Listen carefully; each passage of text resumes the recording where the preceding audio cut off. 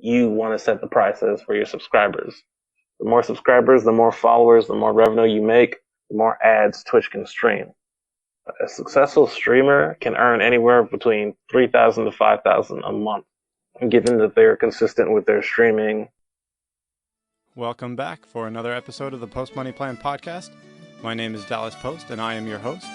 As you know, I believe empowerment comes through knowledge, so my purpose here is to inform, educate, and stimulate thought within personal finance, economics, and investing. You can find me at postmoneyplan.com or search the Post Money Plan in the iTunes podcast app or in Google Play. The whole idea behind my show is to educate people on different personal finance topics and economics and investing and all that stuff. And different things that have to do with income, I tie that in because I see it as a part of the personal finance side of the equation. Ways that people can earn some extra money or different career options and things like that. So I just think it's kind of interesting now with pro gaming, how that's becoming an option out there for people to consider and see where that can take them. So I wanted to bring you on and see what you had to say about it, since you have some gaming experience and know a little bit about the industry and all that kind of stuff. So just for the audience, could you give a little background on your connection to the gaming industry and just like gaming in general? All right, well, I am what you call a lifelong casual gamer. I've been gaming since Nintendo, basically. And although I do play competitive here and there, gaming is just generally a form of relaxation, something I do for fun. So, like I said, the reason I wanted to get into this is because the rise of online gaming in combination with streaming has actually started to make gaming not just a hobby, like it has been in the past, playing games for fun, but now is actually an income source for many people. So today I am interviewing Ken about the income potential of professional gaming. So why don't we just go ahead and start there in terms of how much could someone earn from gaming? Like, is it even worth considering what the potential is there? Like, what might be the average for a pro gamer to make? I would assume it's all over the place, but what are the revenue stream potentials? Where's the money coming from? Could you give us a sense there? All right, well, programming, in a sense, I'd say goes in two different directions. There's Major League Gaming, which is competitive tournament play, which is sponsored by eSports and requires teams and travel and all that. Whereas there's the most popular version, streaming, which is done by Twitch and YouTube, which can be done in the comfort of your own home. And you can play games, require followers, and build up a following that just pays your income. And in terms of both, I would say they're not independent. They can be if they need to be, or if the person desires them to be. The Twitch streaming version, basically gamers become an affiliate with Twitch, which helps lower their costs for the streaming service. And they have to stream consistently, at least, I think, 7 days within a 30-day period they have to have streamed. And they have to make sure that they abide by Twitch's affiliate rules. And it allows them to charge people for subscribers on their channel from $1 to $5 to how many you want to set the prices for your subscribers. The more subscribers, the more followers, the more revenue you make, the more ads Twitch can stream. A successful streamer can earn anywhere between $3,000 to $5,000 a month, given that they're consistent with their streaming. Now, is that like a lot of people, or is that only the top 3 people kind of thing? I wouldn't say it's top 3. I would just say that's popular channels of, say, 3,000 followers or more. Okay. Yeah, so that's kind of just a base area to start. Usually the top earners often make more, but that's because they also dip into the side of Major League Gaming, which is also a big part of streaming. The Major League Gaming aspect is basically competitive at its finest. People find games that you can compete in, they have rankings, they're deeper layered, they're studied, they require teamwork, they require strategy, they require practice. But with these methods, you can work your way up top, make yourself better, and enter tournaments. And tournaments are the more riskier endeavor, where cash prizes can range anywhere from $10,000 to $100,000. but cash prizes only go to the winner. Every rank below has a subsequent decrease in prize money. So you'll find a lot of Major League streamers entering tournaments, but also streaming on the side. A lot of streamers just streaming and occasionally entering tournaments to see if they can get to the top there. So it kind of goes hand in hand. There's probably also a big variety between how much money there is depending on how popular the game is, right? Because some obscure game isn't going to have nearly as much money going to it as, like Dota or StarCraft or something, right? Yes, it's definitely true. The gaming industry is all about the popularity of the game.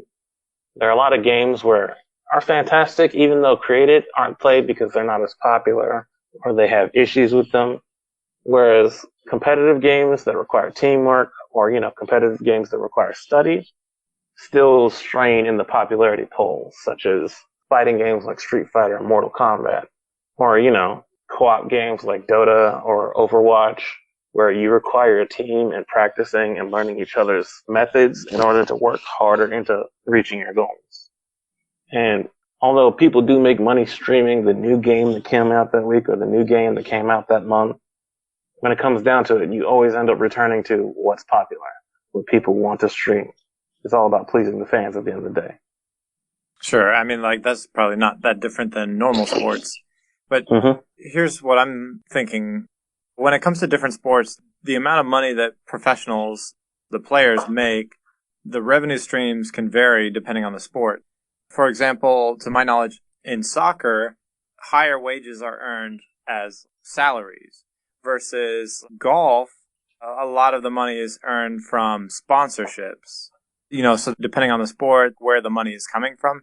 So with gaming, do you know, is more money coming from tournament winnings for good professionals, or is it coming from sponsorships, or is it coming from streaming?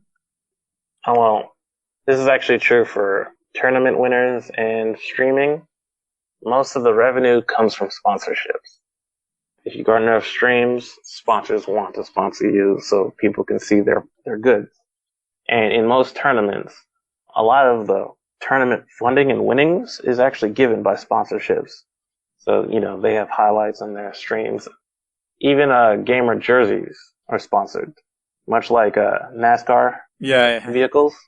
And for the most part, most of the revenue comes from sponsorship simply because the funding for Major League Gaming and Twitch streaming, the majority of it comes from sponsorship. It's a very sponsorship-heavy business because streaming and gaming in general is a peripheral-heavy business. There's always a better keyboard, there's always a better monitor, there's always a better gaming chair, a better controller, better TV. There's always something that increases your gaming experience. So, there's always sponsorship. Okay, so you're saying even just from the streaming side of things, people who have a few thousand followers could be generating 3,000 to 5,000 a month from that? Yes. The more you follow, the more you're featured on Twitch's affiliate program. Basically, the way Twitch works is they browse games by genre, and when they pop up streams with the most followers at the time. The higher follower count you go, the higher you come to the top of the tier for people following that specific game. Got it. And then I assume that it would be a bigger spread, but what about in terms of sponsorship? What kind of numbers are we talking about there? Well, it's a bigger spread for Major League Gaming. The sponsorship money is stronger on that side specifically because you're going out to events and you're making actual social visits and going to tournaments in real life, which means you're traveling by plane or bus or car or however you choose to get there. Whereas the revenue from sponsorship is more actually divided between you and Twitch in the streaming aspect of gaming. Because streaming is, it's much easier to set up. And like I said, you can do it from the comfort of your own home. You don't have to even change out your pajamas to do it. It just depends on your personality, what games you're willing to play, and how long you have time to play it. So if I want a career in my pajamas, this is the one to go for? If you have the dedication for it and you really want it, yes, I think this is a good avenue for it. Well, that kind of leads me to my next question, which is, in real terms, how realistic is pro gaming as a career option for someone? Well, that's actually a difficult question to answer because everyone can think, hey, I can play a game for 8 hours on stream and make some money because that's the easiest thing gamers think. But there are more levels to that. Not only are you just playing a game that you do usually on Sunday to relax, you have to think consciously about how you're doing and how you improve and how to be better every time you stream. You have to consistently talk and communicate with people so there's no real dead air because you're showing people what you do and how you do it. So they want to see your face or they want to see your reactions to things. They want to get a gist of the person behind the controller. And that requires you to not only put out your best personality, but play good at the same time. Like I said, it's not just any like Sunday best where you can play a game for about 30 minutes, go cook breakfast for like an hour, and come back to the game. Basically, 1 to 4 hours back-to-back streaming, maybe even more. It's something you have to focus and dedicate like any other job. So for the people who are serious about it, it's a good avenue to make money.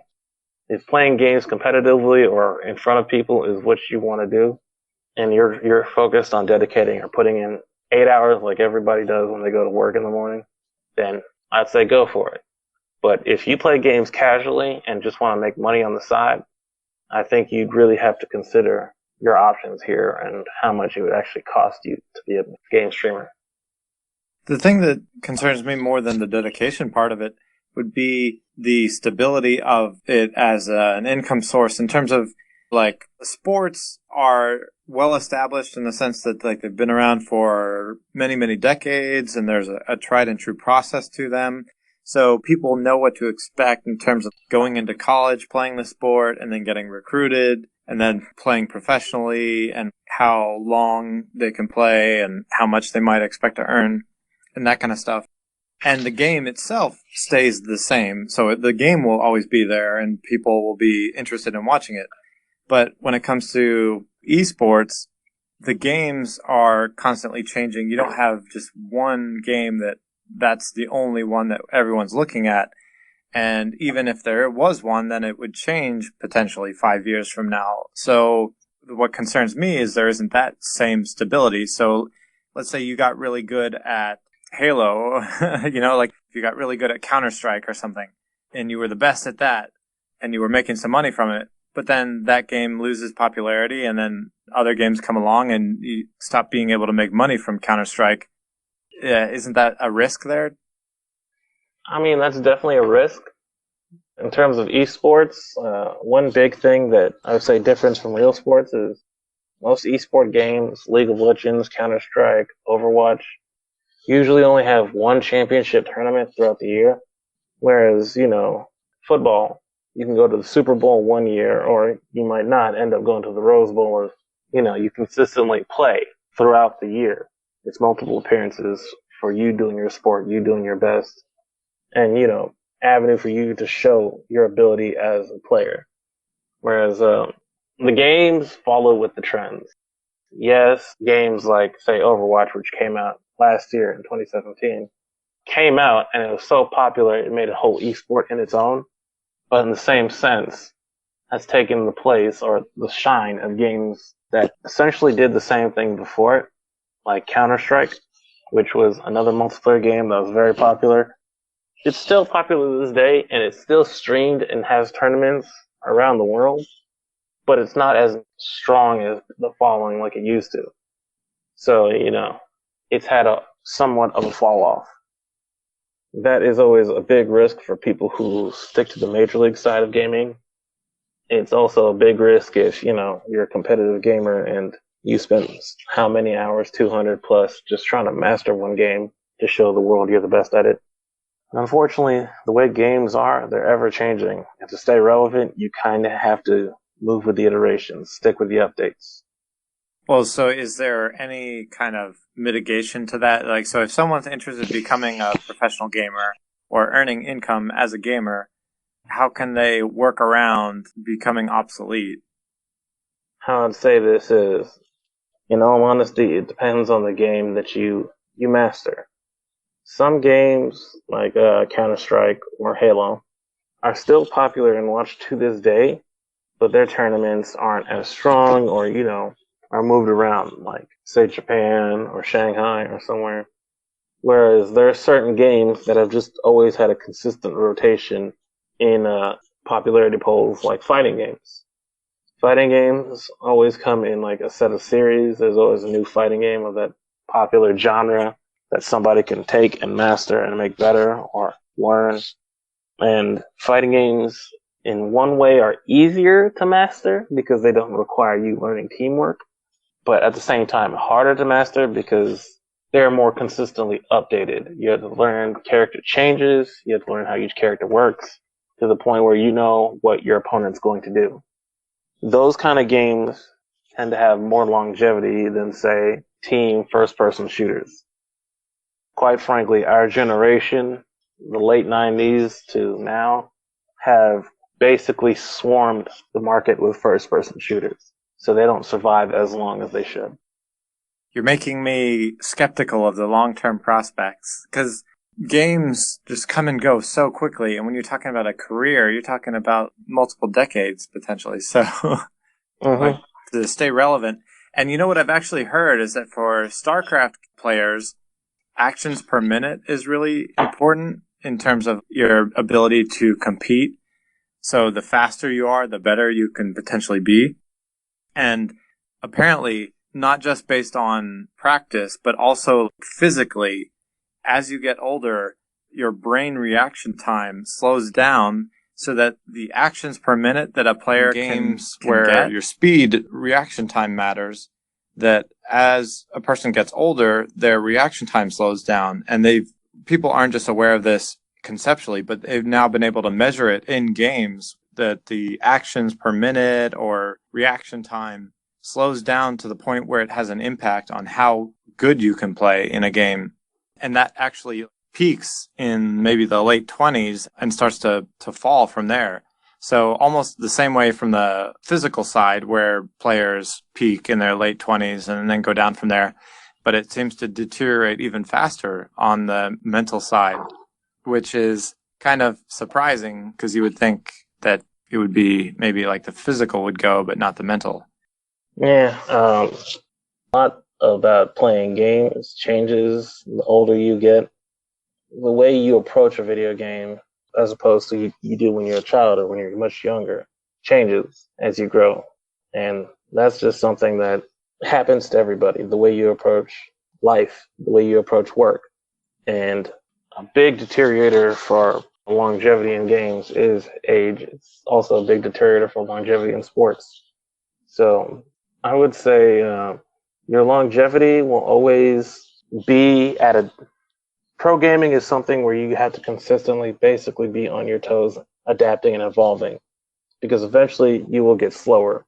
But how you compensate for that is a big issue of how you stay relevant. Yeah, that makes sense. So I feel like you've already kind of answered about how difficult it is to become a pro gamer and what it takes, because it really seems like competition is even more fierce at an eSports level than it is at a regular sports level, because if I want to play a game, I can go online and play with anyone in the world, training and access. Whereas, sports, you have to get a team together and you have to play in a league, and you can't play all the time. So it just seems like with eSports, the access is so much easier and then you're competing with anyone around the world versus just your little local league. So it just seems like much more fierce. Yeah, that's true. The thing about gaming and becoming a pro gamer is there are so many people playing games at any given time during the day that you're never really but a click away from finding somebody to compete against, somebody to play against, somebody to heighten you in your abilities. Like, even if all your friends go to sleep right now, you could always log on to a game and play with people on the other side of the world, play the same game, probably your same level of competency. Whereas sports, there isn't a lot of time for it. Not everybody plays at the same time. Not everybody plays the same way. You have physical limitations, but a lot of that is stipend by the idea of how gaming works. So you can surpass certain limitations. we were gaming all the way back in like the early 2000s. That was really like we started playing that stuff even before online, doing like LAN stuff. But I remember when we first started getting connected online, that it was like a whole nother level. You go from just like very casual gaming with your friends to then once you're connected online to the whole like network of players all over the place. It's just a whole nother level of competition and skill level because people are competing with so many other people that then it was that much more intense. Did you experience that the same way that I did? Quite frankly, yeah, in a very similar fashion. Speaking of Halo, actually, Halo was the quite literal origin of most online gaming. For its popularity and for it to actually transfer from going local parties to online, it changed the game entirely for everyone who had played it. Because one big thing was when you played with your friends, you know how your friends played. You were limited by, the cables, the size of your TVs, or how many friends could get together that day. But that all changed when online came on. You were playing people who had played the game, but had never played you. You had never met in person, but you knew you had one thing in common, and that was Halo. So it added a new layer of complexity to a game that was already popular in the genre All at right, the time. that's pretty much all I had. Did you have any other final thoughts? Simply speaking, video gaming is something that was originally designed to just take quarters and be fun. And just going forward, if you wanted to make it a business aspect, you have to not only treat the video game as a business, but yourself as a business. That is something that many people need to take into account when they want to consider a life in professional gaming. Your time is now money, as always, and your decisions are now crucial to your survival. Yeah, that's definitely makes a lot of sense. And it's crazy how your online presence is so significant in really a lot of professional aspects today, whether it's social media following or things like that, that it commands a following that then you can monetize through streaming or advertising or whatever. And that definitely applies for gaming. Uh-huh. Becoming a major league gamer or professional gamer or streamer, it definitely means opening access to you to the rest of the world. It's not something that you could just do and then go about your 9 to 5 day and not expect anybody to be like, where's the stream? How come he's not playing the latest game? It's something that requires consistency and requires a heavy online presence to maintain. All right. Thanks, Ken, for coming on the show and sharing a little bit about esports and gaming. No problem, Dallas. Anytime. All right. Catch us next time on another episode of the Post Money Plan podcast.